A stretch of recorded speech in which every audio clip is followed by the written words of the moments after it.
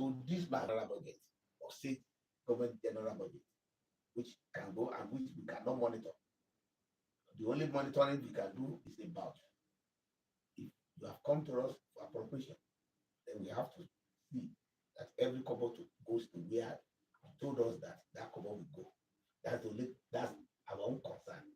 But the major concern for us on the constituency project issue is that the token that is going to be given to our constituencies, then we have to make sure that it is given to them. So that is about the constituency project. And this magazine will now highlight and showcase it at the end of every budgetary session. Put it there. These are what constituencies will be expected, or we must be expecting from senators as projects nominated by the senators to their various constituencies. And then committees at the end of the day, we will highlight committee by committee, all standing committees, all the 60 will be highlighted. What are the interventions they have done so far? Even at times when we have to, maybe like power committee about tariff, maybe like a downstream upstream committee, gas committee about the issue of petroleum resources and then all those prognosis around it. So maybe about transportation committee, so about CNG buses and so on and so forth. So all those things they are highlighted so that the people will see that their senators are not just coming to Abuja just to come and judge and speak grammar. That yes, they are doing what they have elected them to do. Now, in reference to the front page of the magazine, about the top left-hand corner is a piece and a feature that captions 10th Senate, the emergence of visionary leadership. And for the first time in the history of the Hallowed Chambers, it has been a multi-party National Assembly. But under the leadership of the current president of the Senate, Senator Godswill Akpabio, there's a perceived harmonious relationship. A large entourage of your colleagues follow him around when there are engagements across different parts of the country. There's a seemingly presence of brotherhood and camaraderie, despite different political leanings. How has this been achieved? Oh, yes, in the parliament, the National Assembly, as it is called in Nigeria, there's no party, there's no delimitation of even states and even districts. Whenever we get to the adult chambers, we are one. We are serving Nigeria, and Nigeria is one, very indivisible, united. So we now evolve and invoke that unity. So this 10th Senate leadership under what I call the common leadership of Senator Godswill Akpabio is that we want to do very uncommon things. Even the issue of this magazine, for the first time in the history of the Nigerian Senate, is a magazine is birth to highlight and showcase the activities of the Senate. So it makes it more uncommon. Also, in the Senate, it's a big family, it's one family. And then the leadership of Senator Godswill Akpabio has been very, very inclusive. When you look at standing committees, the chairman and the vice chairman cut across the various parties that are represented in the Senate. You have the APC, the PDP, the SDP, the NNPP, the Labour Party, and then some other parties that people will even think that they still exist in the calendar of INEC.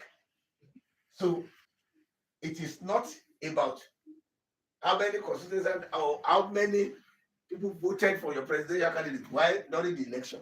It is that whenever you come to the hallowed chamber as a senator, then you are taken as equal as someone who comes from APC or PDP or Labour Party. So we are all bonded together under that hand subject of uncommon Senate. And the only focus is the development of Nigeria, the unity of Nigeria. We have to show that example. We have to let people know that once the parliament is together and is one, under one leadership of the common leadership of Godswill Akpabio, then definitely people should take a cue from that and ensure that the unity of Nigeria is not vitiated, the unity of Nigeria is not negotiated, the unity of Nigeria is not even negotiable. So that's how we have been keeping on. And that is what is keeping the Senate together. And that is what is making us thick. And that's why this magazine comes into being. Because if we can do this time around, it means that because the house because the house is together. That's why there's one voice, that there must be a voice, and we push the voice of the Senate to the general public through the magazine. Now, beyond pushing the voice of the 10th Senate to the general public within Nigeria, I must once again commend the leadership of the National Assembly. The parliament has now gained recognition in the community of the International Parliamentary Union, the IPU. Senator Godswill Akpabio led the Nigerian delegation, and it was more so on also his induction into the union. I've seen a provision in the magazine where I think you have a piece on this as well. Yes. Would you care to buttress this? Yes, yeah, yes. You know, because of like an adage in Yoruba, they say, which in English is charity begins at home. We say, Tileba Sonny, Ita Sonny. Meaning that if the house is pleasant for you to live there, evidently by the time you go out and see the sign in you and on you vividly, and then it means that outside benevolently, they are going to accord you that kind of pleasantry that you are accorded at home. Because home is good. When our Senate president got to the appeal, then it made it very easy for those our colleagues out there globally to recognize that in him, to see it in him, to see it in him to the extent that they have to make him the leader globally. So we don't have any reason not to.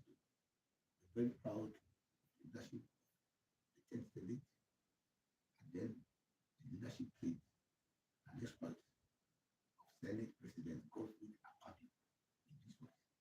You have no reason to. You have to celebrate it. But the celebration is not supposed to be limited to the senators. It's supposed to be general. That's why in this magazine, you have to push it out there that lest we forget. This is what has just happened to Nigeria under the leadership of an uncommon leadership of Senator Godswill Akpabio.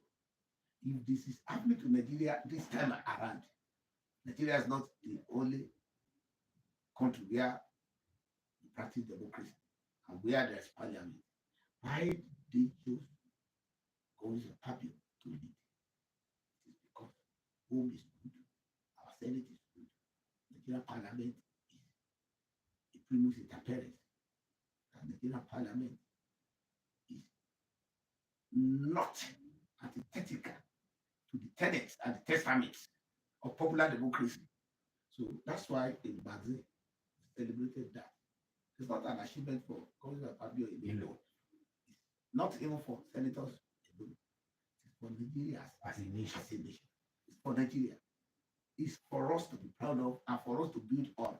And then we cannot go back again, go into minus gradient politically in Nigeria anymore. Because once we are at the pinnacle of international parliamentary union, so definitely we cannot demand for anything less. And when we don't want to demand for anything less, there's that here, stoically and deliberately, we must put in place within the facets what's going to promote excellence, united front, and advancing Nigeria, progressive citizenship, and then an engagement with the public in the manner that the public will know that, yes, we do have lazy bones that we have sent to the National Assembly, that the National Assembly members, either senators or House of Representatives members,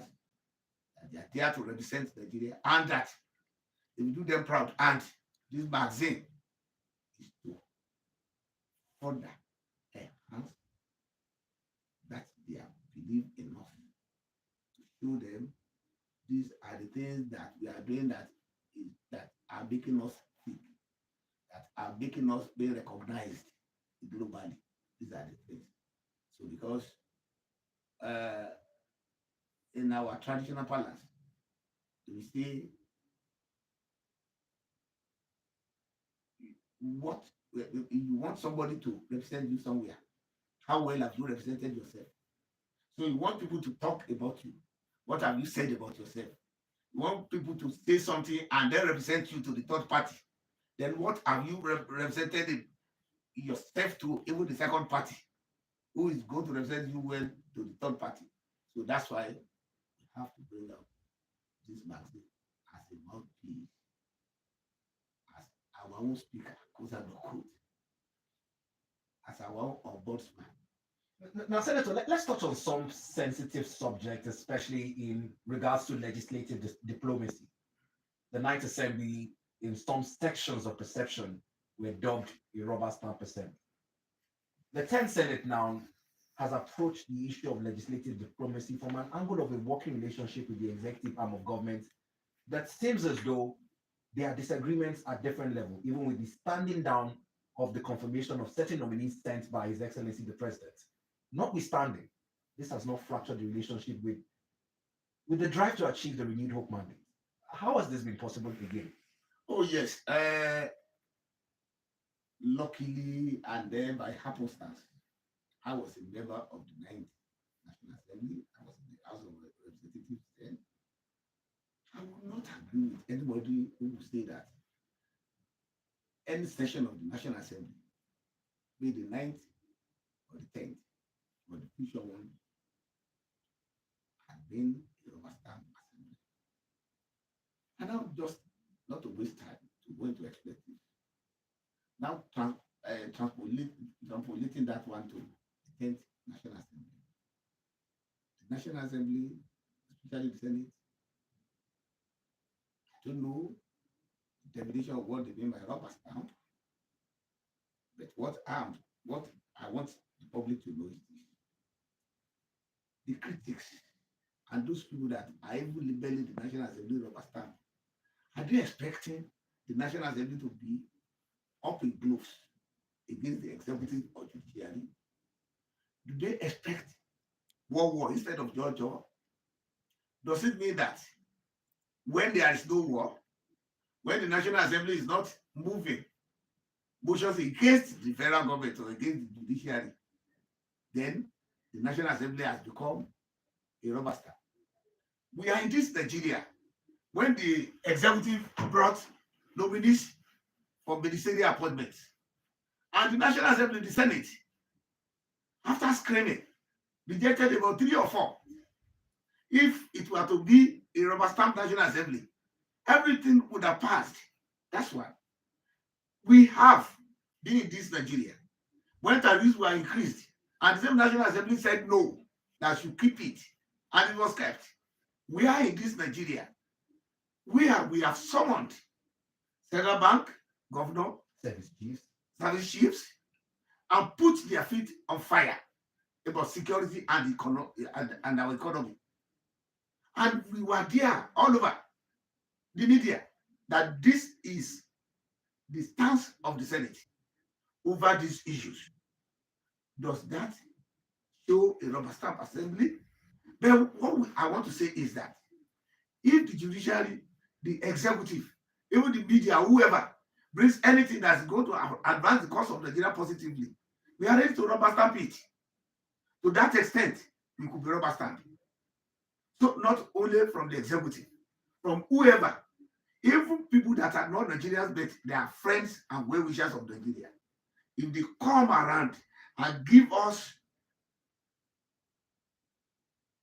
either a project or a program either suggest any engagement that is going to give life more abundance to Nigerians, we are going to rubber stamp it.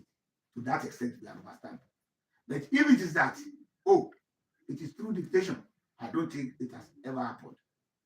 And Nigerians should not expect that Nigeria will develop when the National Assembly is up in gloves or arms against the other arms of government, be it judiciary or executive.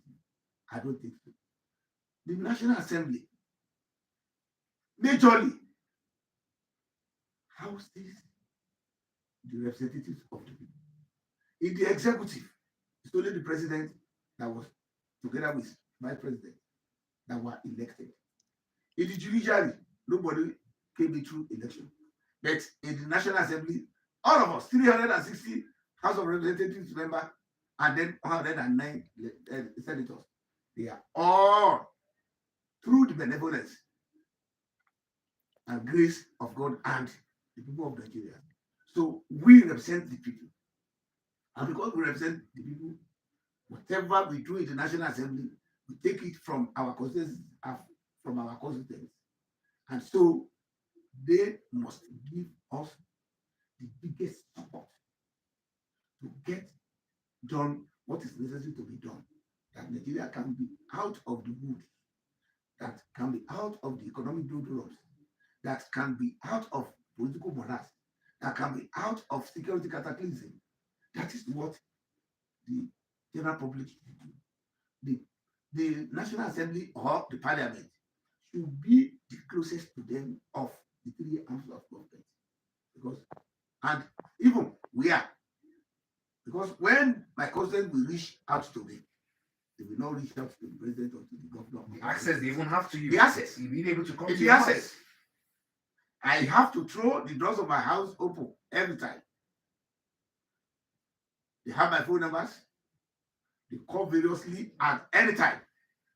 And what will tell you if you deny them that access, because you will not come back to them again. So definitely it means that since we are the closest to the people, then the people must show that yes, we are the ones that they will get across to when there are issues.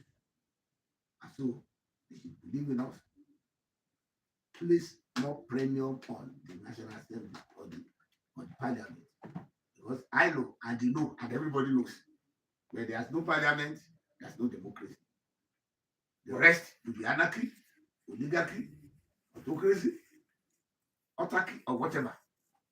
So that's why our magazine, as you rightly said, want to bridge that gap.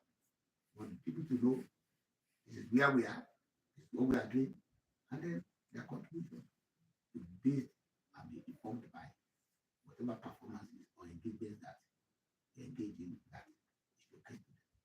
Well, it's quotable from the words of the editor-in-chief of the 10 Senate magazine, Senator Yemi Adaramodu, who says, and I quote, "Where there is no parliament, there is no democracy," as he has also buttressed the role of the working relationship between the executive arm of government and the legislative arm, one which he says can be further buttressed by the position of Nigeria in the global community of nations, as the president of the Senate received a leadership position at the IPU. And let's revisit that historic moment this morning, and we'll come back to more developments as it concerns the urge for constitutional amendment and other issues that the 10th Senate has been saddled with. Take a listen.